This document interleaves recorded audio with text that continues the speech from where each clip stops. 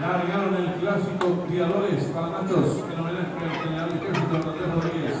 Sale a llegar el camino participante número 3, por la derecha tiene ventaja sobre el número 2, abierto rápidamente el número 5 en alcanzable, asume el comando del lote. El tirador trajo de ventaja sobre el número 6, finalizado, tercero se despide el superior.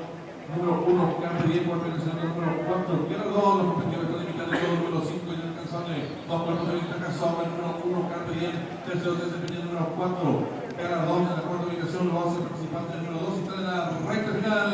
Último 400 metros finales, el número 5 inalcanzable, intenta la disparada. Corremos por el primer ventaja sobre el número 1, Campe 10, que va a búsqueda. En la tercera ubicación se desempeña el número 4, Galardón. Depende de los últimos 300 metros finales, el número 5 inalcanzable. Retira el cuarto de ventaja sobre el número 1, Campe 10, que va a resolver la búsqueda. Tercero se desempeña el número 4, Galardón. Depende de los últimos 150 metros finales, el número 5 inalcanzable.